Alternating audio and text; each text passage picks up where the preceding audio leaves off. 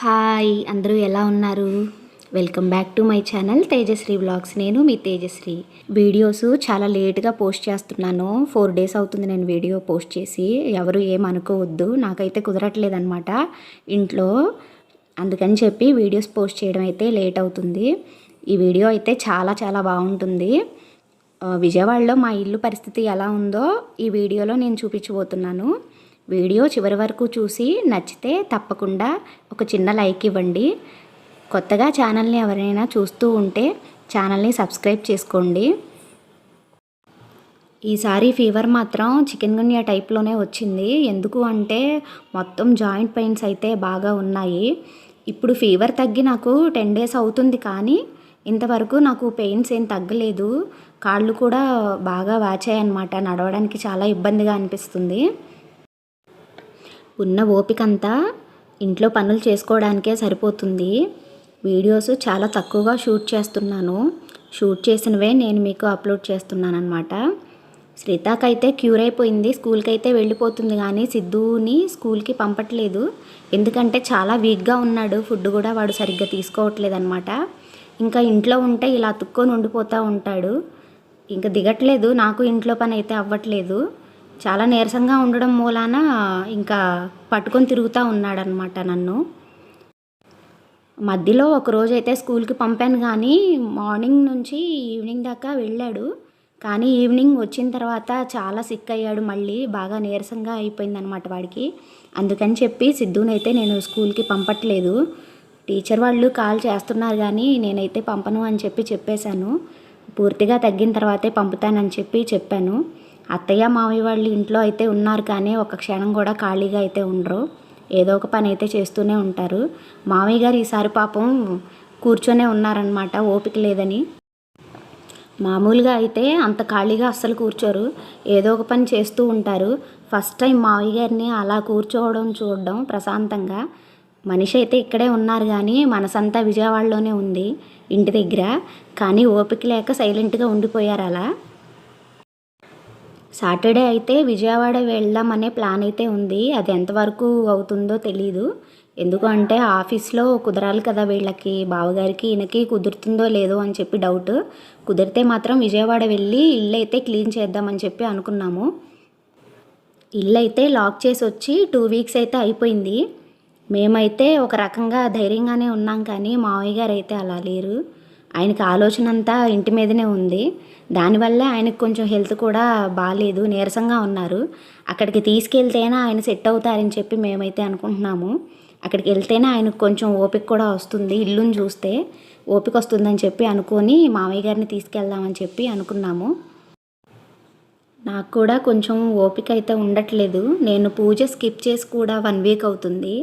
మళ్ళీ స్టార్ట్ చేయాలి. మొత్తం అన్నీ నీట్గా క్లీన్ చేసి పూజ అయితే స్టార్ట్ చేద్దామని చెప్పి అనుకున్నాను. కానీ ఏ రోజుకి ఆ రోజు అట్లాగే పోతుందన్నమాట. ఏ రోజుకి ఆ రోజు ఓపిక అయితే ఉండట్లేదు. అందుకని చెప్పి పూజ కూడా చేయట్లేదు. వంట చేసేసరికే శ్రీతాకి బాక్స్ పెట్టేసరికే సరిపోతుంది నాకు. నేనైతే మీగడ దాచాను, కానీ నెయ్యి అయితే చేయట్లేదు. నెయ్యి కూడా ఈరోజే చేశానన్నమాట. మొత్తానికి పనులన్నీ 2 weeks బ్యాక్ నేను ఉంచిన పనులన్నీ ఈరోజైతే కంప్లీట్ చేసేద్దామని చెప్పి స్టార్ట్ అయ్యాను. మొత్తం పనులన్నీ చేసేసుకుంటున్నాను మెల్లిగా. ఎందుకంటే ఇంట్లో ఎక్కడవక్కడే ఉండిపోయాయి. ఇదిగో చూడండి, ఇదే మా విజయవాడలో ఇల్లు. చూడండి ఇల్లు అయితే ఎంత దారుణంగా ఉందో. మా ఇల్లు అయితేను సౌండ్ చేసుకుంటూ అయితే లోపలికైతే వెళ్ళాము. ఎందుకంటే మేము ఇల్లు మా వాళ్ళు లాక్ చేసి రిటర్న్ అయ్యేటప్పుడు ఒక పాము అయితే ఉండింది లోపల. అందుకని సౌండ్ చేసుకుంటూ అయితే లోపలికైతే వెళ్ళారు. కానీ ఇల్లు మాత్రం చాలా దారుణంగా ఉంది. ఏ వస్తువు పనికిరాదు. కొత్త కాపురం కోసం సామాను కొనుక్కున్నట్టుగా అన్ని సామాన్లు మళ్ళీ కొనుక్కోవాలి. మా వాషింగ్ మిషన్ కొని ఒక 8 months అయితే అవుతుంది అంతేను. మళ్ళీ ఇప్పుడు కొత్తది తీసుకోవాలి. ఏవి పనికిరావు. బెడ్, ఫ్రిడ్జ్, టీవీలు అసలు ఏవి పనికిరావు అనమాట. బట్టలతో సహా ఏవి పనికిరావు. మా అత్తయ్య వాళ్ళ పెన్షన్ కార్డ్స్ కూడా పనికిరావు అనమాట. అవి పూర్తిగా ముద్దైపోయాయి.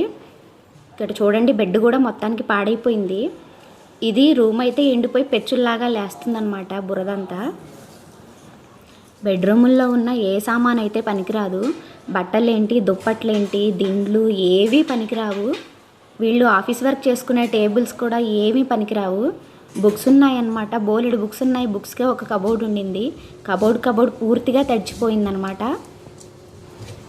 ఇల్లుని చూడగానే మా మావయ్య గారికి ఎక్కడా లేని ఓపిక అయితే వచ్చేసింది. మొత్తానికి ఇంక పని అయితే స్టార్ట్ చేశారనమాట. ఆల్రెడీ అక్కడ తెలిసిన వాళ్ళనైతే మాట్లాడారు ఇల్లు క్లీన్ చేయడానికి. కానీ వాళ్ళు చేసినా మన పని మనం చేసుకుంటేనే కదా మనకి ఆ ఫీలింగ్ ఉంటుందని చెప్పి మావయ్య గారు అయితే క్లీనింగ్ అయితే స్టార్ట్ చేశారు. నిన్నటి వరకు ఓపిక లేకుండా పడుకున్నారు. ఇల్లుని చూసేసరికి ఎక్కడ లేని ఓపిక వచ్చేసింది. మొత్తానికి అన్ని సామాన్లు అయితే ఏది పనికిరాకుండా పోయాయి. కిచెన్లో కూడా మొత్తం కబోర్డు, టేబుల్స్ అన్నీ ఏది పనికిరాదు. మొత్తానికి అన్నీ మళ్ళీ మనం కొత్తగా కొనుక్కోవాలన్నమాట. ఈ వరద వల్ల మేమైతే చాలా అంటే చాలా లాస్ అయ్యాము. ఎంతవరకు అయితే వాటర్ వచ్చాయో అంతవరకు గోడ మీద అచ్చులాగా పడిపోయిందనమాట. మొత్తానికి ఇదైతే ఇంటి పక్కన స్థలము. ఈ స్థలం కూడా మాదే. కాకపోతేను పక్కన కొంచెం లోతుగా ఉండడం మూలాన వాటర్ అయితే నిలిచిపోయాయి.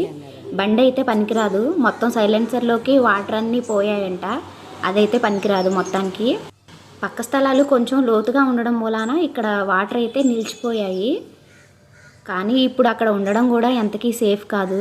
మ్యాక్సిమం చాలా వరకు మొక్కలన్నీ పోయాయి. కానీ పారిజాతం మొక్క మాత్రం ఎందుకో తెలీదు మొత్తానికి ఎండిపోయింది. కొన్ని మొక్కలైతే బాగానే ఉన్నాయి కానీ పారిజాతం మాత్రం పోయిందనమాట. మొత్తానికి మా విజయవాడలో ఇల్లు పరిస్థితి అయితే అది. కానీ అది మొత్తం ఒక పొజిషన్కి రావడానికి 1 వీక్ అయితే టైం పడుతుందని చెప్పి అనుకున్నాము. అందుకే అక్కడ కీస్ ఇచ్చేసి మాకు తెలిసిన వాళ్ళకి పని వాళ్ళతో క్లీన్ చేయించడానికి అని చెప్పి అక్కడ కీస్ ఇచ్చేసి అయితే మేము ఇంటికైతే రిటర్న్ అయిపోయాము. ఎందుకంటే అక్కడ ఉండడానికి మనకి అవ్వదు, ఏవీ లేవు కదా మనకి తినడానికి ఉండడానికి అని చెప్పి మళ్ళీ మిడ్నైట్కి అంతా వీడియోని ఇక్కడితో ఎండ్ చేస్తున్నాను. నా వీడియో మీకు నచ్చితే తప్పకుండా లైక్ చేయండి, మా ఛానల్ని సబ్స్క్రైబ్ చేసుకోండి. మరో మంచి వీడియోతో మళ్ళీ కలుద్దాం. బాయ్ బాయ్ అందరికీ.